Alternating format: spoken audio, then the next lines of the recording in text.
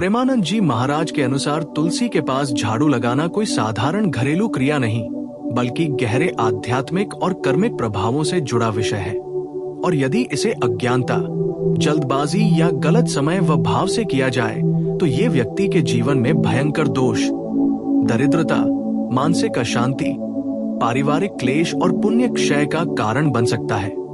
प्रेमानंद जी बार बार समझाते हैं कि तुलसी कोई साधारण पौधा नहीं है, वह स्वयं माता लक्ष्मी का स्वरूप, भगवान विष्णु की अत्यंत प्रिय और सनातन धर्म में जीवित देवी मानी गई है, जिनके स्पर्श मात्र से वातावरण शुद्ध हो जाता है। इसलिए जहाँ देवी का वास हो वहाँ किया गया प्रत्येक कर्म पूजा के समान शुद्ध और मर्यादित होना चाहिए। जब कोई व्यक्ति तुलसी के पास झाड़ू लगाता है तो सामान्यतः उसके मन में ये भावना होती है कि वह गंदगी हटा रहा है, पर आध्यात्मिक दृष्टि से झाड़ू दरिद्रता, निष्कासन और तिरस्कार का प्रतीक मानी जाती है। और यदि ये क्रिया बिना नियम, बिना समय और बिना श्रद्धा के तुलसी के समीप होती है तो ये ऐसा ही है जैसे देवी के चरणों में अपमान की वस्तु रख दी जाए, जिससे लक्ष्मी तत्व क्षीण होने लगता है। प्रेमानंद जी कहते हैं कि झाड़ू स्वयं में अपवित्र नहीं है, बल्कि उसका समय, दिशा और स्थान महत्वपूर्ण है। सुबह ब्रह्म मुहूर्त में, संध्या आरती के समय, एकादशी, गुरुवार, रविवार या किसी भी पूजा काल में तुलसी के पास झाड़ू लगाना विशेष दोषकारक माना गया है, क्योंकि इन समयों में तुलसी अत्यंत जागृत और पूज्य अवस्था में होती है। ऐसे समय यदि झाड़ू के तिनके तुलसी को छू जाए, उसकी जड़ में धूल उड़ाई जाए या तुलसी पर पैर पड़ जाए तो इसे शास्त्रों में तुलसी अपमान कहा गया है, जिसका फल घर में धन रुकना, मेहनत के बावजूद लाभ न होना, अचानक खर्च, कर्ज, बीमारी और आपसी कलह के रूप में सामने आता है। प्रेमानंद जी विशेष रूप से महिलाओं को सावधान करते हैं कि वे तुलसी के पास झाड़ू लगाते समय जल्दबाजी, क्रोध या अशुद्ध अवस्था में न हो, क्योंकि घर की स्त्री ही लक्ष्मी का प्रत्यक्ष स्वरूप होती है और उसका किया गया कर्म पूरे कुल पर प्रभाव डालता है। यदि स्त्री तुलसी के पास झाड़ू लगाते समय मन में झुंझलाहट रखे, गाली गलौज करे या तुलसी को केवल मिट्टी समझे तो ये भावात्मक दोष बन जाता है जो वर्षों तक पीछा नहीं छोड़ता। वे ये भी कहते हैं कि कई लोग ये तर्क देते हैं कि सफाई तो जरूरी है, पर शास्त्र सफाई के विरोधी नहीं है, बल्कि मर्यादा के समर्थक हैं। तुलसी के आसपास की सफाई हाथ से, कपड़े से या हल्के पानी से की जानी चाहिए।